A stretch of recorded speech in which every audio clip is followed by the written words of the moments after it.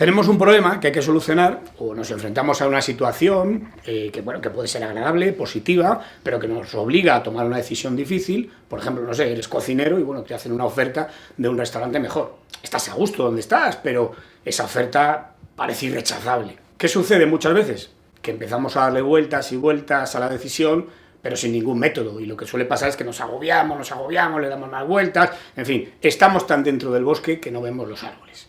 A veces nos quedamos paralizados, pensando que quizá alguien venga a resolver el problema o que el destino, el tiempo, pues lo solucione por sí mismo. Y otras veces lo que hacemos es que actuamos con impulsividad. Entonces lo que hacemos es que tomamos la decisión cuanto antes para quitárnosla de encima. Pero claro, salimos de Málaga y nos metemos en Malagón. ¿Qué podemos hacer para tomar decisiones eficientes cuando tenemos algo trascendente que decidir? Hoy, aquí, en Los Cables Cruzados. ¡Comenzamos! Tenemos un problema y obviamente no todo depende de nosotros. Hay veces que hay circunstancias ajenas a nosotros que están influyendo en ese problema. Pero la cuestión es, ¿qué puedo hacer yo? ¿Qué depende de mí? ¿Qué puedo hacer yo para solucionar ese problema o por lo menos aliviarlo? A veces nos quejamos de lo que no podemos cambiar. No nos parece mal esto, lo otro, de más allá, y nos quedamos paralizados. No. Lo importante es la estrategia de centrarme en lo que depende de mí. Aceptar lo que no depende de mí, pero centrarme en lo que depende de mí. Y fijaros, cuando nos centramos en lo que depende de nosotros, muchas veces encontramos soluciones o por lo menos encontramos caminos para aliviar el problema. Para poder centrarme en lo que depende de mí, muchas veces lo que tengo que hacer es recabar información que no tengo. Es decir, que en muchos casos hay cosas que no sé, que debería saber para poder centrarme en lo que yo puedo hacer. Tengo que preguntar, tengo que leer, tengo que investigar, en definitiva, tengo que informarme para a partir de ahí poder encontrar las soluciones. El siguiente paso consiste en concretar el problema. A veces tenemos tanto lío que estamos aquí mezclando unas cosas con otras y al final pues tenemos aquí un agobio tremendo y lo único que hacemos es confundir unas situaciones con otras, en fin, que tenemos un follón. ¿Qué tenemos que hacer? Concretar. Nos centramos en lo que depende de nosotros, hemos pedido información y ahora tenemos que separar unas cosas de las otras y concretar cuál es el problema. Puede ocurrir que haya más de un problema mezclado, muy bien, los separamos. Primero uno, luego el otro, luego el otro. ¿Qué tenemos que saber? Tenemos que saber en qué consiste el problema, en qué contexto se produce, es decir, en qué situaciones y qué consecuencias tiene. Lo que nos vamos a encontrar a veces es con un problema para el que no encontramos ninguna solución.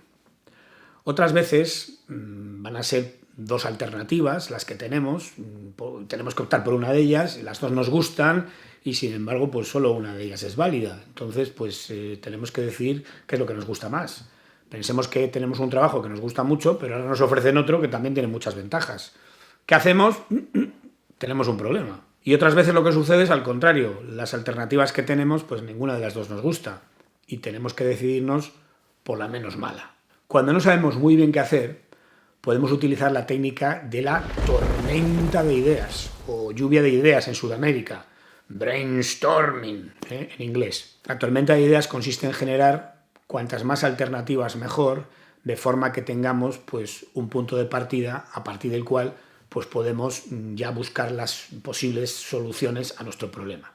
Pero la clave de esta técnica consiste en eso, en no juzgar nada, es decir, vamos a generar alternativas, cuantas más mejor, cuantas más variadas mejor y sin juzgarlas de momento. Hacemos unos listados lo más amplios posibles.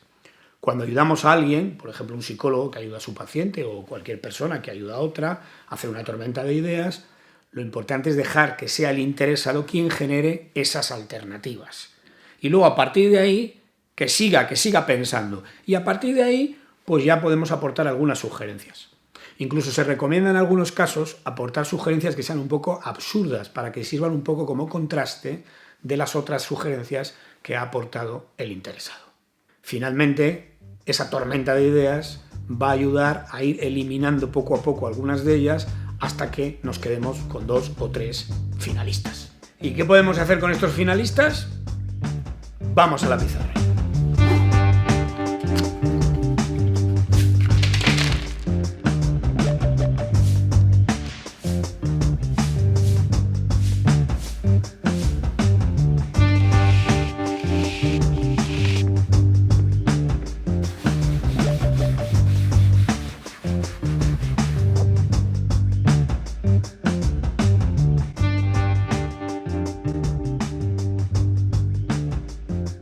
Supongamos que tenemos 3 alternativas, 3 finalistas, la 1, la 2 y la 3. Estas son las 3 alternativas que tenemos. ¿Qué tenemos que hacer? Valorar tanto a corto plazo como a medio o largo plazo las ventajas e inconvenientes de cada alternativa. Es decir, que ahora habría que hacer un ejercicio de reflexión rellenando las casillas que están en blanco. ¿Qué ventajas tiene a corto plazo la alternativa 1? ¿Qué inconvenientes a corto plazo? ¿Qué ventajas a medio y largo plazo? ¿Qué inconvenientes a medio y largo plazo? Etcétera. Evidentemente, lo primero que hay que hacer es determinar cuál es el plazo medio-largo, es decir, ¿de qué hablamos? ¿Hablamos de 6 meses? ¿Hablamos de un año?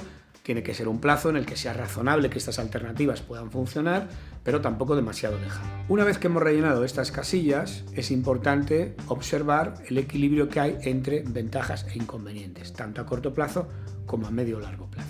Y analizar si es posible mejorar las ventajas de cada una de las alternativas y también si es posible y cómo hay que hacerlo paliar los inconvenientes. Una vez que hemos hecho este ejercicio, estaremos listos para valorar cuál es la alternativa que más nos conviene. Tal y como hemos comentado antes respecto a la tormenta de ideas, estas casillas deben rellenarse conforme a lo que piensa el interesado, es decir, el interesado es el que tiene que aportar la información. Y si no tuviera suficiente información, pues debe seguir pidiéndola, buscándola, para poder rellenar cada uno de estos huecos.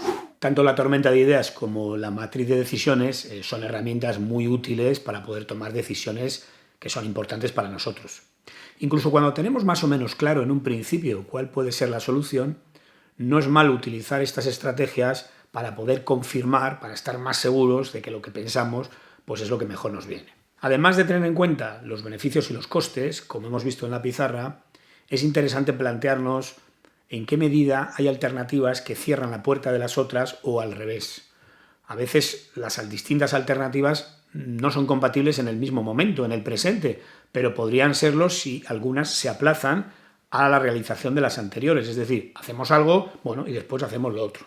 ¿Es posible? Bueno, pues esto es algo que hay que plantearse. Otro elemento importante es entender qué alternativas son más urgentes y, por tanto, si realmente lo que prima es la urgencia o lo que prima es más la inversión que podemos hacer a medio o largo plazo. Y, por supuesto, qué alternativas dominamos mejor, sobre cuáles tenemos más control y, por tanto, podemos tener un mayor éxito. Por último, obviamente, se trata de poner en práctica la decisión que hayamos tomado. Ha habido un momento de analizar, de pensar, reflexionar, tal y como hemos visto, y ahora llega el momento de actuar. Este es el momento. Si podemos tener un periodo de prueba en el que podamos poner en práctica lo que hayamos decidido para confirmar que hemos acertado, pues estupendo. Y si no, pues adelante. Eso sí, hay que darse un plazo, un margen de tiempo para que esa decisión que hemos tomado se convierta en una acción y, en fin, que no nos pongamos nerviosos a la primera porque no salen las cosas. Es decir, démosle tiempo a aquello que hemos decidido. Un poco de método. Tenemos una decisión difícil y seguimos unas pautas para tomar la mejor decisión. Lo primero, hay que centrarse en lo que depende de nosotros. Ya basta de quejarse de lo que no podemos controlar. No, nos centramos en lo que nosotros podemos hacer. Y una cosa que podemos hacer es pedir información. Y después, concretar el problema, lo más concreto posible, separando unas cosas de otras. Primero un problema, luego otro, nada de mezclar. La tormenta de ideas. Cuantas más alternativas, mejor. Y las finalistas, a la matriz de decisiones. Los inconvenientes, las ventajas, a corto plazo, a medio y largo plazo. Y finalmente, esas decisiones hay que ponerlas en acción.